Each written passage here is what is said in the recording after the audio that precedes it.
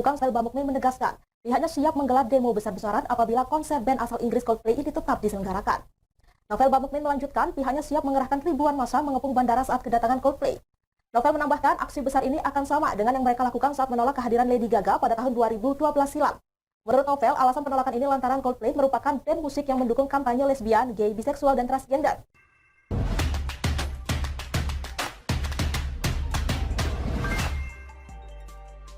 Mak jelek, PA212 mau kepung bandara demi tolak konser Coldplay. Auto diketawain Gibran, ditulis oleh Ferry Patli di Seward.com. Coldplay merupakan grup musik ternama asal Inggris. Tidak tanggung-tanggung, band bergenre rock ini, albumnya pernah terjual hingga 100 juta kopi yang membuatnya menjadi artis musik terlaris. Di antaranya, lagunya yang terkenal adalah Yellow, yang sering kita dengarkan di acara TV My Trip My Adventure. Nah, Coldplay ini rencananya mau menggelar konser di Indonesia, tepatnya di Stadion Gelora Bung Karno pada 15 November 2023 mendatang. Masih cukup lama sih, sekitar 6 bulan lagi, tapi tiketnya sudah dijual sejak sekarang. Harganya pun tidak main-main, satu tiket mencapai 11 juta rupiah, seharga motor Honda Scoopy Second. Namun untuk para fans Coldplay yang dompetnya lagi tipis, tetap bisa menikmati konser grup musik idolanya ini kok. Karena juga disediakan tiket seharga Rp800.000. Banyak cerita unik dari rencana Coldplay mau menggelar konser di Indonesia ini. Di antaranya ada seorang fans bernama Danar yang rela menjual kulkas, HP, printer hingga motor miliknya demi mengumpulkan duit sebesar 11 juta rupiah untuk beli tiket ultimate. Lantas apa saja fasilitas yang ditawarkan dengan tiket seharga iPhone 12 itu? Tour backstage, akses masuk venue prioritas, kursi di CAT1 yang berada di sisi kanan panggung. Di samping itu, pemilik tiket termahal juga mendapatkan akses untuk memiliki foto-foto resmi penampilan Coldplay yang diambil oleh fotografer profesional serta mendapatkan cindera mata dengan desain spesial. Wajar bila kemudian Danar mati-matian berusaha mendapatkan tiket ultimate ini. Cerita unik selanjutnya datang dari PA212.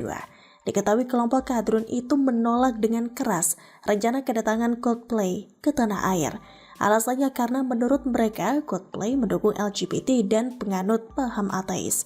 Tidak berhenti sampai di situ, Wasekjen PA212 Novel Bamukmin mengancam akan menggelar demo besar-besaran jika grup musik yang digawangi oleh Chris Martin tersebut tetap ngotot menggelar konser di Indonesia.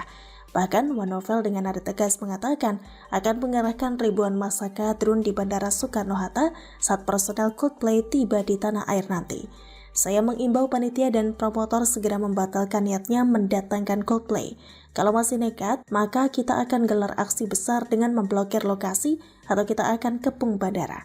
Ujar mantan karyawan Pizza Hut yang mau jadi cawapres Anies itu. Ngeri. Hanya saja ini pula yang lucu. Dengan berusaha menggagalkan konser Coldplay tersebut, harapannya Novel mendapat dukungan dari PKS, Partai Demokrat dan Nasdem. Dengan demikian, peluangnya untuk diusung oleh Koalisi Perubahan sebagai cawapres Anies semakin terbuka lebar. Bukannya jadi cawapres beneran yang didukung oleh 130 juta rakyat Indonesia, Novel malah diketawain oleh putra Presiden Jokowi, Gibran.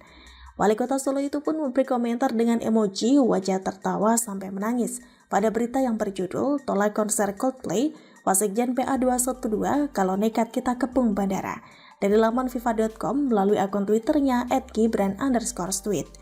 Yang pada intinya komentar tersebut maknanya menertawakan ulah Novel Bamukmin yang gak jelas itu. Karena apa hubungannya antara konser dan LGBT? Apakah dengan Coldplay datang ke Indonesia, LGBT di Indonesia semakin menjamur bak cendawan tumbuh selepas hujan?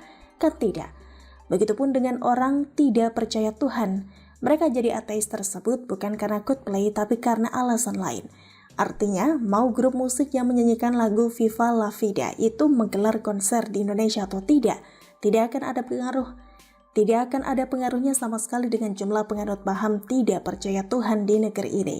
Jadi alasan PA212 menolak konser Coldplay tersebut bisa dibilang jaka sembung bawa golok alias gak nyambung ludrun.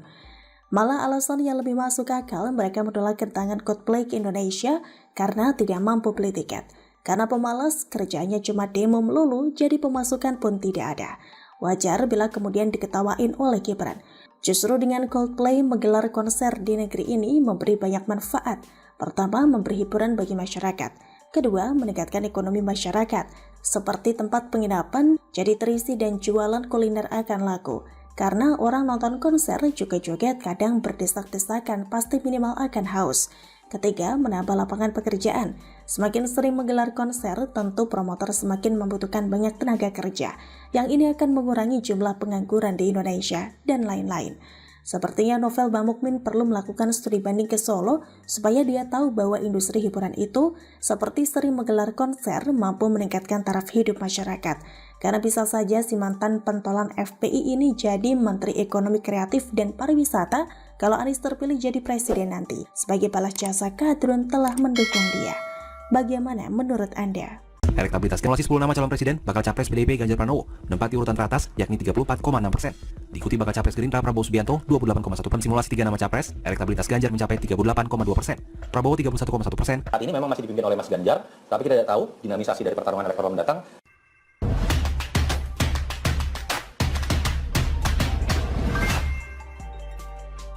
Elektabilitas Ganjar bikin kaget, ditulis oleh Adin di siwar.com. Pemilihan presiden atau pilpres sangat menarik untuk disimak karena momen penentuan siapa presiden Republik Indonesia selanjutnya.